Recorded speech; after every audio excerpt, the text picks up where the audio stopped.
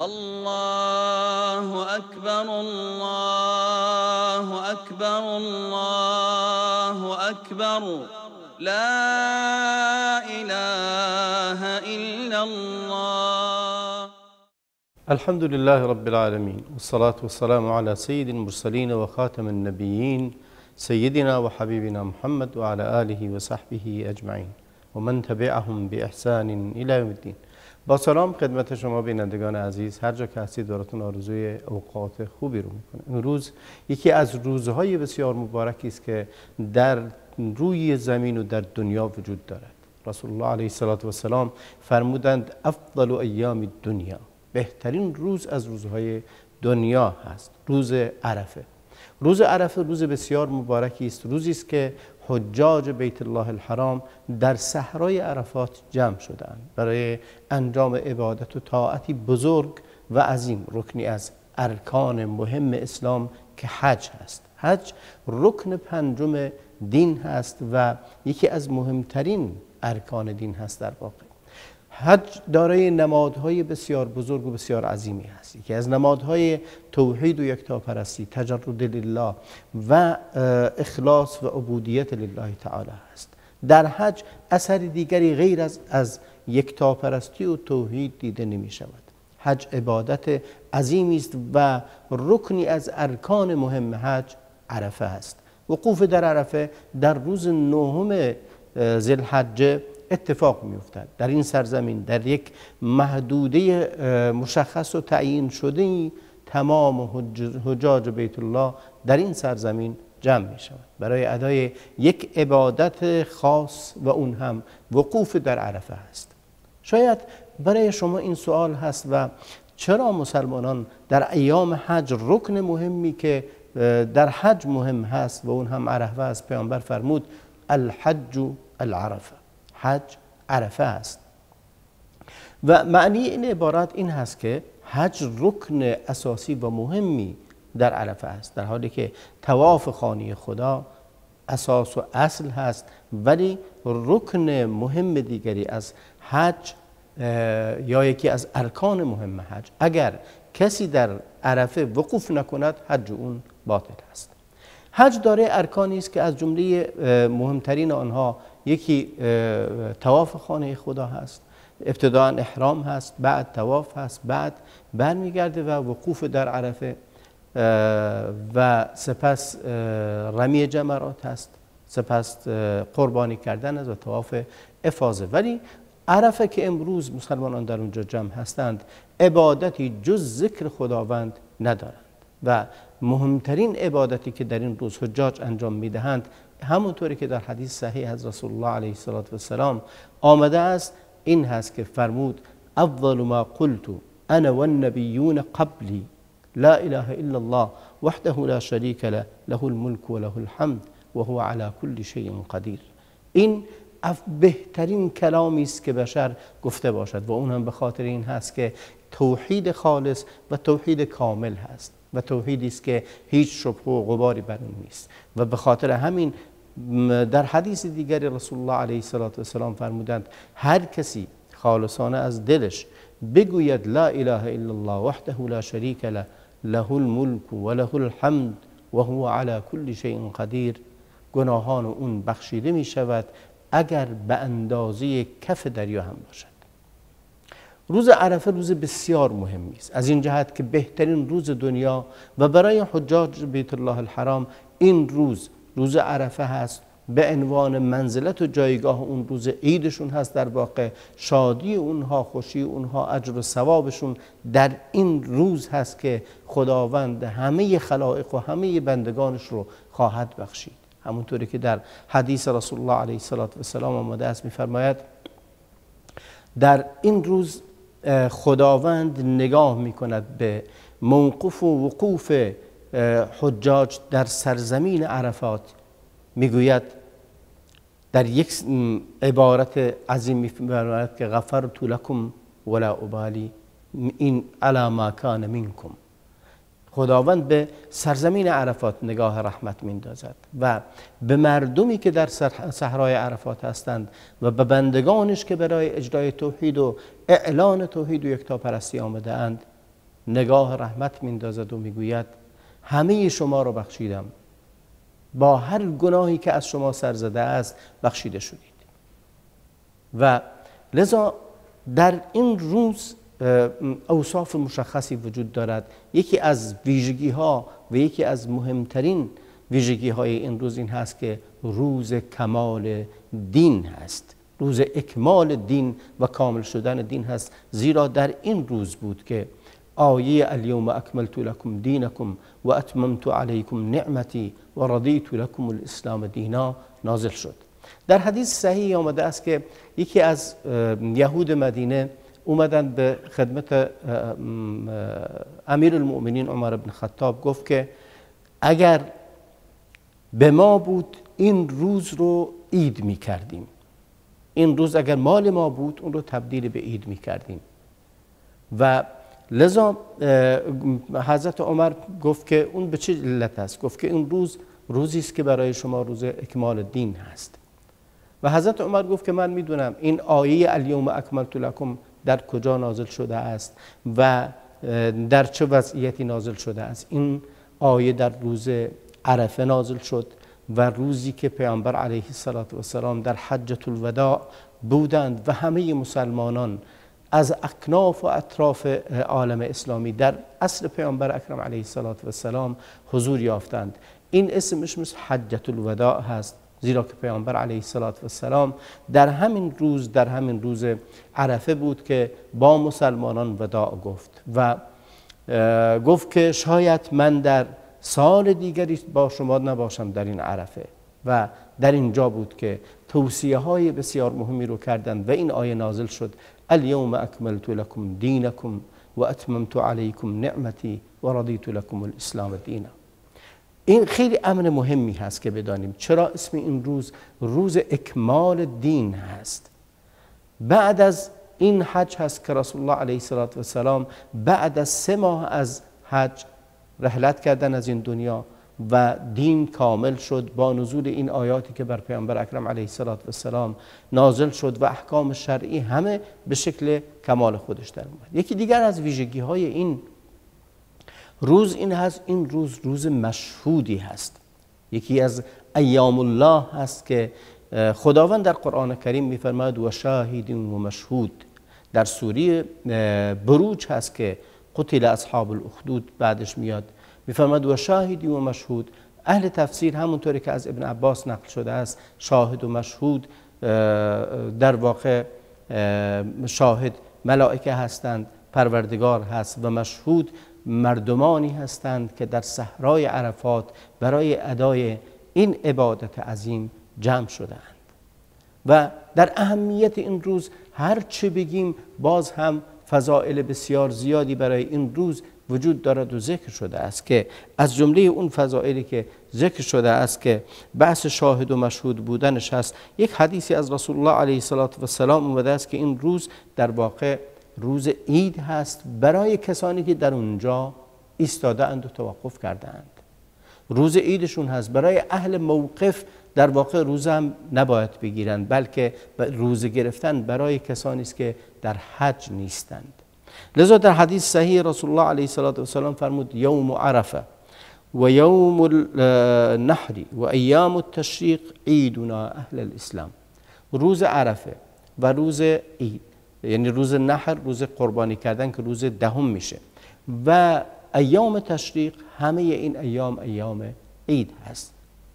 ما در روز عرفه روزه هستیم، عید نمی کنیم، اما این روز همونطوری که پیامبر فرمود یوم عرفه و یوم النحر و ایام التشریق عیدنا اهل الاسلام، یعنی عید است. در واقع خود عرفه عید اهل موقف هست، یعنی عید هست برای کسانی که در سرزمین عرفات هستند، زیرا که چه عیدی از این بهتر که خداوند به اونها نگاه میکند و به اونها در واقع میبالد بر ملائکه و بر جمیع خلائق و میفرماید که همه شما رو بخشیدم حتی اگر هر گناهی هم از شما سر زده باشد. این آیه بعد از در واقع این حدیث بعد از اون که آیه اکمال دین در روز جمعه در روز عرفه نازل شد این فرمایش رو رسول الله علیه السلام فرمودند. در یکی از در واقع وقتی که میفرماید روز مشهود هست، نقطه مهمی که در روز عرفه وجود دارد برای کسانی که در عرفات نیستند، برای عموم مسلمانان دیگری که در هر جای این دنیا هستند، فرمود که این روز در واقع روز گرفتن روز عرفه کفاره 2 سال هست، کفاره سنة الماضیه و سنة الباقیه. همونطوری که در حدیث رسول الله علیه السلام در حدیث صحیح اومد، پیامبر علیه السلام فرمودند من صام یوم عرفه غفرت له خطایاه السنة الباقیه و السنة الماضیه. کفاره گناهان 2 سالش می شود در واقع، و این یکی از اجرهای بسیار عظیمی است که در هیچ جای دیگری، در هیچ وقت دیگری وجود ندارد. شما با گرفتن روز عرفه شامل این اجر و صاحب این اجر عظیم و این عبادت عظیم می شوید.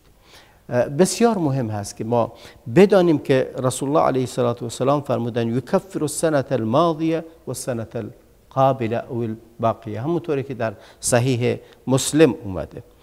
و در روایت دیگری که همونطوری که قبلا هم این روایت رو برای شما خوندم، و این روایت می‌فرماید ان الله اعد المیثاق من ظهر آدم بالنعمان، که بعد می‌فرماید یعنی اینکه در روز عرفه و اخرج من كل ذریه صلب كل ذریه ذرأها فنثرها بین یدیه كالذر ثم کلمهم. میگه در زمان خلقت آدم خداوند همه ذریه آدم رو مانند یک ذره‌ای، مانند یک هسته‌ای، مانند یک بذری این رو خلق کرد و با همه اونها سخن گفت و همه رو مخاطب قرار داد، که مخاطب و میثاقشون این بود الستو بربکم قالوا بلا و ربنا، و ازشون میثاق گرفت و اینه که همه اونها رو بخشیده است. و لذا این فضیلت در روز عرفه واقع شده است و این اتفاق گرفتن میثاق و گرفتن پیمان، بعضی از مفسرین گفتند که در روز عرفه این اتفاق افتاده است. در حدیثی می‌فرماید ما من یوم اکثر من ان یعتق الله فیه عبدا من النار من یوم عرفه و انه لیدنو ثم یباهی بهم الملائکه فیقول ما اراد هؤلاء. خداوند در روز عرفه نظر میکند به بندگانش و بیشترین انسانهایی که در روز عرفه آزاد میشوند از گردنشون از آتش جهنم آزاد میشود در همین روز است. میفرماید که یباهی بهم الملائکه، ملائکه‌ای که در عبادت محض هستند، شبشون، روزشون، لیلشون، همه اوقاتشون در حال عبادتن، با اونها مباهات میکند، یعنی مفاخره و برخ ملائکه میکشد بندگانش رو. میگه اینها چه میخوان؟ اینا برای چه اومده اند؟ و میگه در جواب ملائکه میگوید که آمده اند که تو را عبادت کنند، آمده اند که توحید و یکتاپرستی تو را به جا بیاورند. و سپس میفرماید چه میخواهند؟ میفرماید رضایت تو رو میخواهند و بهشت تو رو میخواهند. خداوند میفرماید برای آنها آزاد شدن، گردنشون آزاد بشه از آتش جهنم، نجات یافتن از آتش جهنم رو میخوان و دخول بهشت و رضایت تو رو میخوان. و پروردگار عالم میفرماید برای آنها هست چیزی که خواستند. یکی از نقاط دیگری اگر نگاهی داشته باشیم به روز عرفه، نگاه در واقع معنای این توقفی که وجود دارد در یک منطقه مشخصی در این روز بر کسانی که در این مکان وجود دارند و حضور دارند، در واقع اون هم یک رنگی و یکسانی همه هست. در صحرای عرفات همه بندگان خدا یک لباس به تن دارند، همه بندگان خدا یک وضعیت دارند. همه مشغول به یک عبادت هستند. کسی لباس برتری ندارد. همه لباس ها سفید، همه لباس ها یک لنگ هست و یک ردا که به شونه هاشون انداختند. سرها برهنه، پاها برهنه، یک لباس دوخته‌ای به تن وجود ندارد. و در اینجا درس هایی وجود دارد که لازم هست همه ما به اون دقت کنیم. همه انسان ها تمام ملک و املاک و دارایی و ارتباطات و اهل و عیال و داشته هاشون رو پشت سرشون رها کرده اند و آمده اند در این صحرا، غنی و فقیر در کنار هم، هر دو لباس ها مثل هم، هر دو سرها برهنه و پاها برهنه. در این موقف کسی به مالش نمینازه، کسی به خاطر مال و داراییش جلوتر ننشسته. همه یکسان وجود دارند در یک صحرایی که مثل هم دارند مشغول به ذکر هستند و همه آمده اند به این مکان تا از خداوند یک چیز رو بخواهند: بخشش گناهانشون و اعلان توحید و یکتاپرستی که در اینجا است. در اینجا اسمی از هیچ کسی نیست.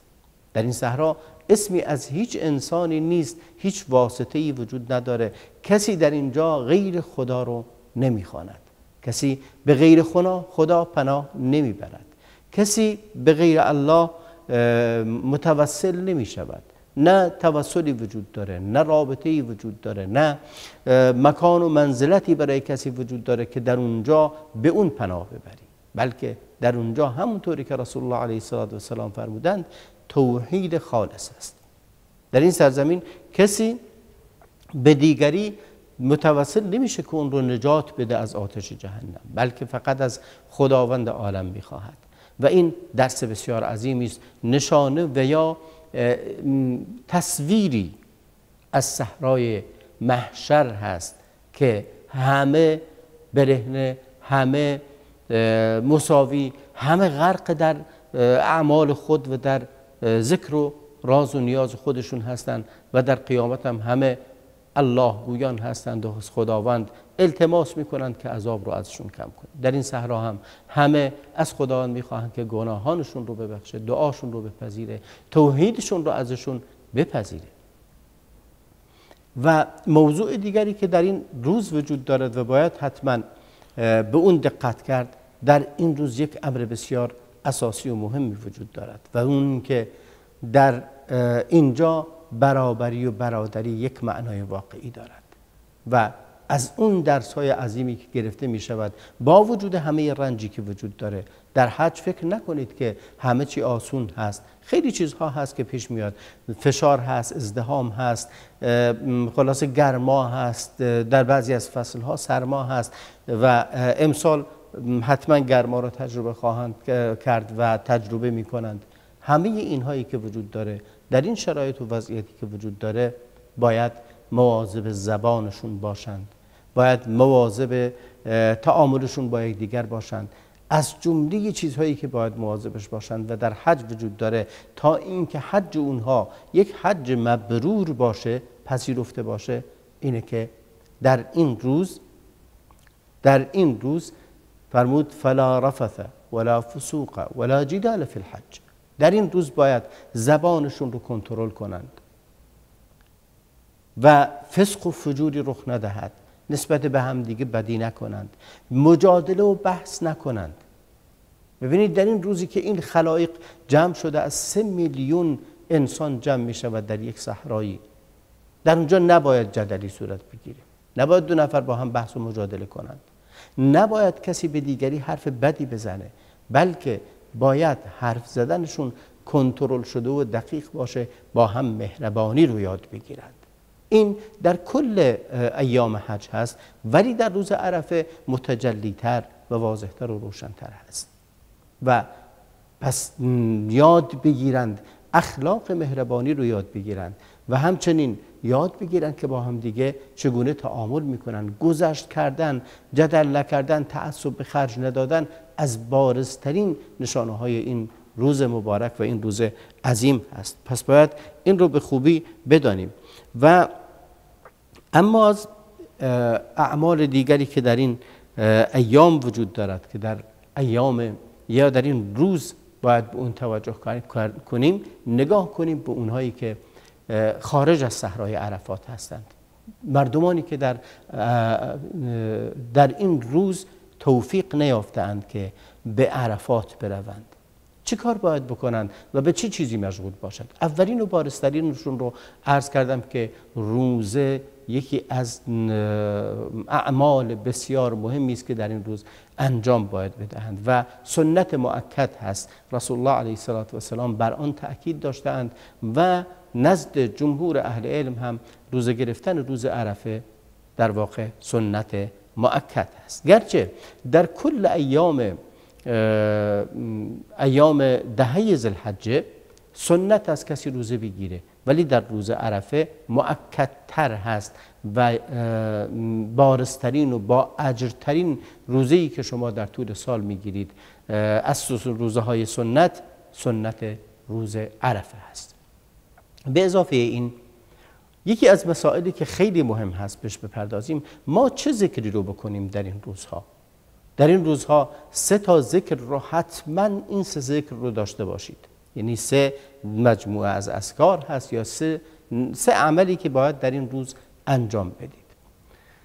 و در رحمات پروردگارمون لحظاتی هست، اوقاتی هست که نسیم رحمت پروردگار میوزد و لذا در حدیث اومده، از همونطوری که روایت هست از در سنن اومده که میفرماید ان لله نفحات، خداوند نسیم‌های رحمتی دارد، تعرضوا لنفحات ربکم، فرمود خودتون رو در معرض نسیم رحمت خداوند قرار بدید و از خداوند، یا در روایت دیگری فرمود که اعبدوا ربکم الدهر، در کل زمانها همیشه از خداوند رحمت بخواید و عبادت کنید، ولی خودتون رو در معرض اوقات خاصی قرار بدید. از جمله اون اوقات روز عرفه هست، روز جمعه هست و وقت سحر هست، وقت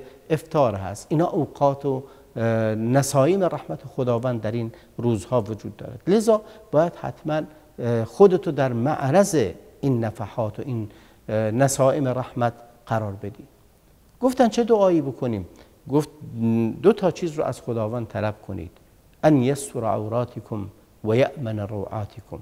از خداوند بخواید که ستر عورتتون کند، عورت و عیبهاتون، نداشتهاتون، اشکالاتتون، گناهانتون، نافرمانیهاتون شما را ستر کنه. ستر یکی از مهمترین نعمت‌هایی است که ما از خداوند می‌خوایم. بعد از عافیت هیچ چیزی از عافیت بهتر نیست، سپس ستر عورات هست. شما و ما همه اگر پرده ستر الهی نبود شاید مفتضح می شدیم، رسوا می شدیم، به خاطر اینکه هر کدوم از ماها گناهانی رو مرتکب شدیم، اشتباهاتی رو کردیم، خطاهایی ازمون سر زده در طول عمرمون که خداوند ما رو ستر کرده. و لذا از خداوند هم همینو بخواید. ستر باشید در دینت، ستر باشید در دنیات، ستر باشید در آبرود، در حیثیتت، در کرامتت، در مالت و داراییت همچنین ستر باشید، محتاج دیگران نباشی. این امر بسیار مهمیه. پس طلب کنید خداوند عوراتتون رو ستر کند. موضوع دیگری که از خداوند میخواد اینه که امنیت بهتون بده. یکی از نشانه‌های بارز و یکی از عظمت‌های اسلام اینه که در یک مکان محدود، در یک جای محدودی، در سرزمین عرفات، در شهر مکه، در مسجد الحرام بیش از 3 میلیون آدم جمع می شود، اما شما شاهد دعوای، جنگی، آشوبی نیستید. این 3 میلیون انسان به صف می ایستند، نمازشون رو می خونند، در صحرای عرفات با هم دیگه مهربانن. این از عظمت اسلام هست. لذا بزرگ داشت این روزها بسیار مهمه. امنیتی که خداوند بخشیده مهمه. لذا یک دعا اینه که از خداوند این رو بخواید، همونطوری که در حدیث صحیح اومده که پیامبر فرمود اللهم انی اسألک العفو والعافیه، اللهم اسألک العافیه فی دینی و دنیای و اهلی و مالی، اللهم استر عوراتی. وآمن روعاتي وأقل عثراتي واحفظني من بين يدي ومن خلفي ومن فوقي وعن يميني وعن شمالي ومن فوقي وأعوذ بعظمتك أن أغتال من تحتي. این دعا را مرتب پیامبر میفرمود بخوانید. و ذکر دومی که بکنید این هست که لا اله الا الله وحده لا شریک له له الملک و له الحمد و هو علی کل شیء قدیر، که در ابتدای عرایض امروزم گفتم که این بهترین ذکری است که در روز عرفه همه پیامبران کردند این ذکر. و ذکر سوم اینه که در این روز همونطوری که در حدیث اومده اگر روز عرفه اومد بگید سبحان الله والحمد لله ولا اله الا الله والله اکبر. این این سه دسته از ذکر رو اگر شما مرتب بخونید به اونی که خواستید از امر دینتون و امر دنیاتون بهش خواهید رسید.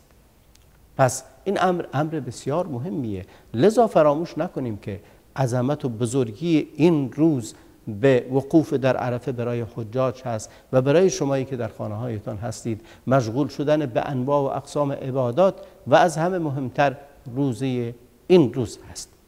لذا روز عرفه رو باید بشناسیم به این که روز بسیار مهمی است. چرا اسم این روز رو روز عرفه گذاشتند؟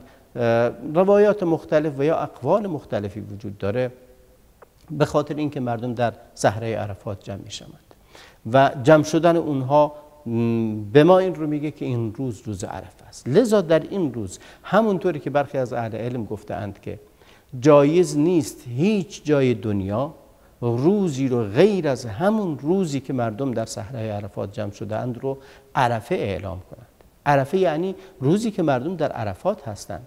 لذا اینجا اختلاف مطالع و این که بگیم در هلال مثلا ذوالحجه رو در شهر فلان و کشور فلان ندیدند بسیار بسیار ناصواب و نادرست خواهد بود. لذا باید حتما تأکید داشته باشیم بر این که در این روز هست، در این روزی که مردم در صحرای عرفات جمع شده اند روز عرفه نامیده می شود. لذا اون کشورهایی که اون جاهایی که میخوان روز دیگری رو عرفه اعلام کنند در حالی که عرفه روزی است که مردم در اونجا هست و میخوان یک روز دیگر رو اعلام کنند که روز عرفه شون باشه یا روز دیگری رو اعلام کنند که ایده بسیار به خطا رفتن. گرچه امر اجتهادی میکنند و معتقدند برخی از فقها که روز عرفه هست و روز یا اختلاف مطالع رو مطرح میکنند.